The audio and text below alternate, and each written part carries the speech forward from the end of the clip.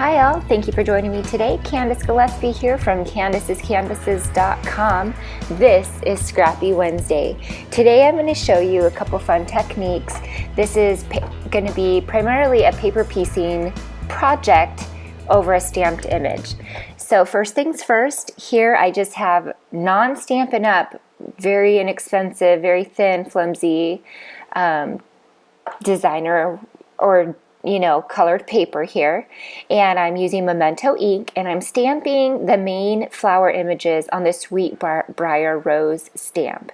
So you see there's 3 images, so there's 3 pieces of paper, and I'm just inking up. Yeah, I'm getting the kind of surrounding images on it, but I'm going to cut out the main images here.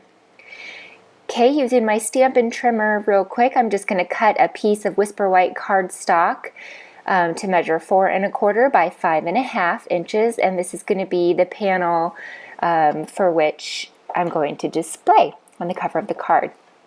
Now I'm going to ink up the entire Sweetbriar Rose stamp in Memento ink and stamp that down in the bottom right corner.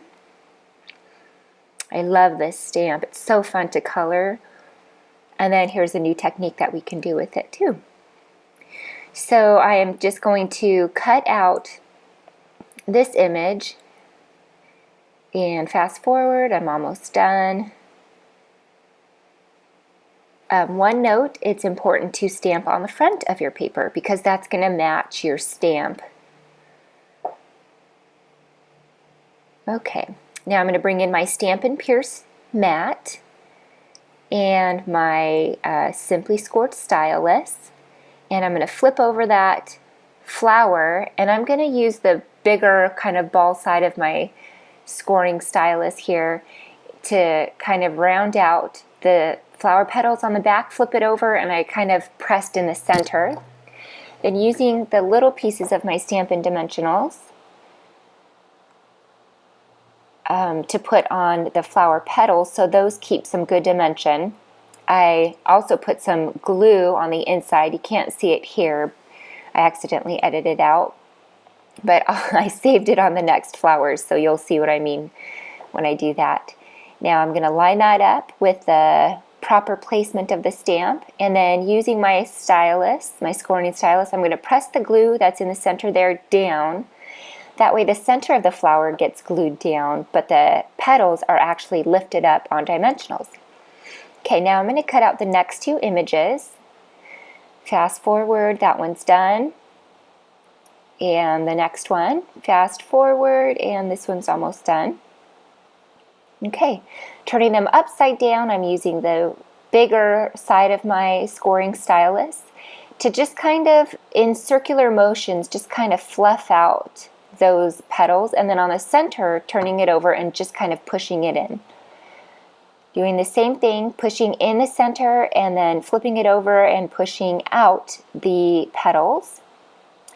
So I'm just kind of trying to place as small as I can little pieces of dimensional on the petals of this flower.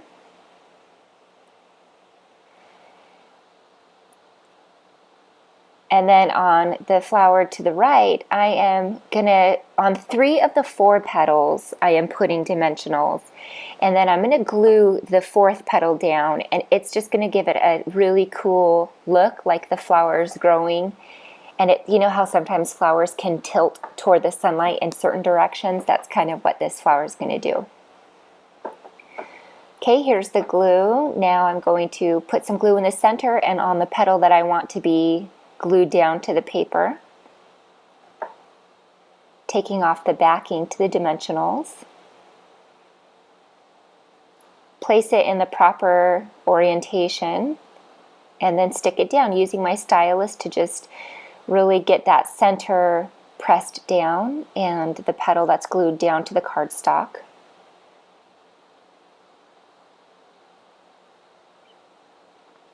Grabbing some, or putting some glue to the center there of that piece. So where it's glued down to the cardstock, it kind of looks like it's pulled in those areas, which I really like that effect. Okay, now our flowers are all cut out, stamped, cut out, and adhered down. Now I'm going to let you enjoy some music while I color these leaves.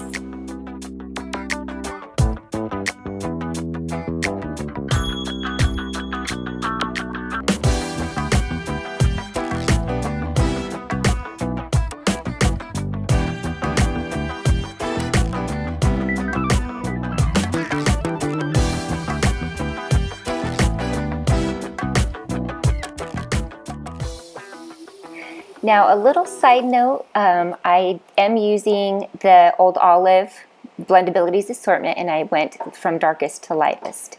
And I didn't use the medium color. This area is just too small to use the 3 different shades.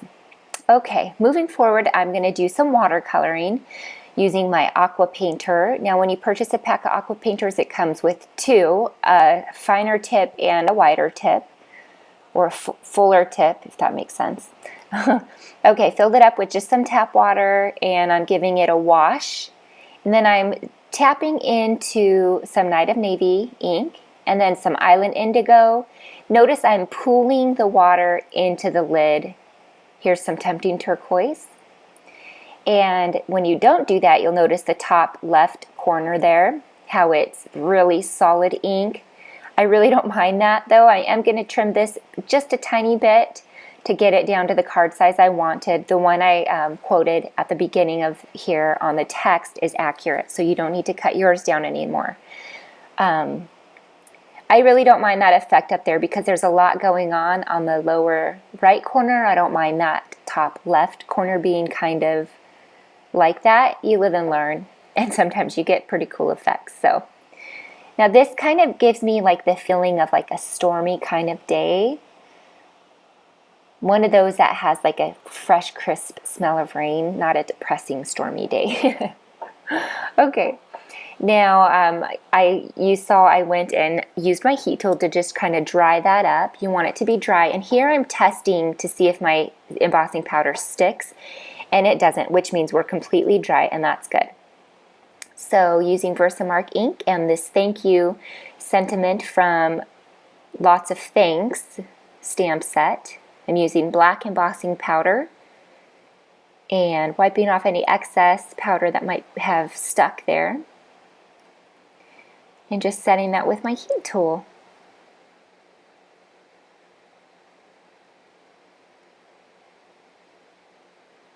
Okay, there we go. Now I am going to tidy up my space and bring in some basic black cardstock. Now this piece of cardstock I am cutting to 4 1/8 by 5 3/8, and that will give me a 1/16 of an inch border once I place my Whisper White cardstock that I've been working on top of that. Just kind of makes the centerpiece pop a little bit. Black has a really cool effect in doing so. It's pretty neat. Just using some Tombow Mono multi-purpose glue here to put that down, and I chose Tombow because this is Whisper White cardstock and it's not watercolor cardstock, so it tends to warp a little more than say watercolor paper would. Okay, now this is a top folding card, so my card base measures 4 1/4 by 11 inches, and then I score that 11 inches in half to 5 1/2. And it gives me a standard 4 1/4 by 5 1/2 card base. I'm going to glue my working piece on top of that using dimensionals. First, however, I'm going to throw on some linen thread, which is my favorite. I love linen thread. And I think I wrapped that around 3 times, used my craft scissors to snip through that like butter, and tied it in a cute country bow.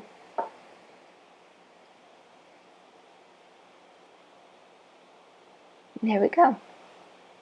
Now I'm going to load this thing up with Stampin' Dimensionals. And I wasn't sure, I kept looking at this, is this too much? But I really like the way it turned out. I mean, you can definitely leave it plainer, you don't have to add the bow. But I for this project I did, and I was fine with it.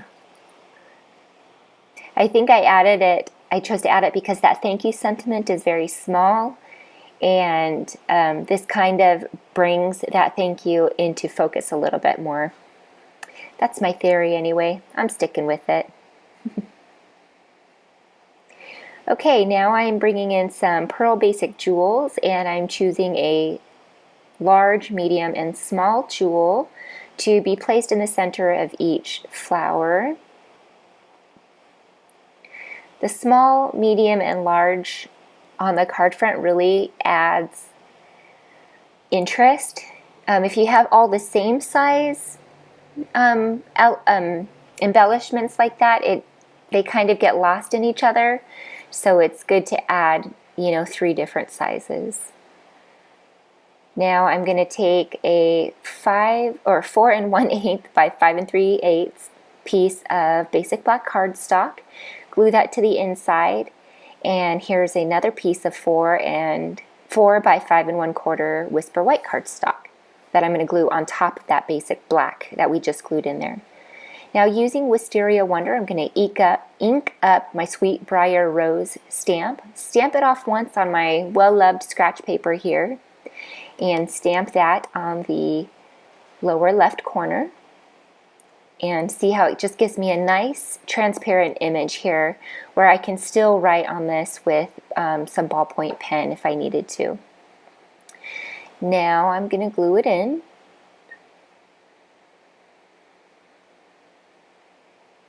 Centering that on top of that basic black cardstock. Then I'm going to bring in some of my favorite dazzling details, and I'm going to spread that all over these flowers, or these Sweet Briar roses. I have really grown to love this dazzling details. A lot of the card makers I watch on YouTube use the Wink of Stella pen, and Stampin' Up! Doesn't sell it. I do buy a lot of stuff that isn't Stampin' Up!, but I don't know, what can I use that is Stampin' Up? And I love the dazzling details. It goes on like real jelly and kind of thick, but it dries very flat, and you can only see the glitter under it, which is very pretty. So that pretty much sums up our card. Thank you so much for watching today's episode of Scrappy Wednesday. I hope you enjoyed. If you do, hit that like button down below. It lets YouTube know kind of my stats and what's going on. And thank you also for subscribing to my channel and for leaving a joyful comment. Also, while you're at it, swing by Candace'sCanvases.com where you can find past videos, you can get inspired, and you can shop my Stampin' Up! Store and my homemade goods store. Okay, you can also join my team there. So don't be afraid, go check it out. We'll see you later. Thanks for joining. Bye.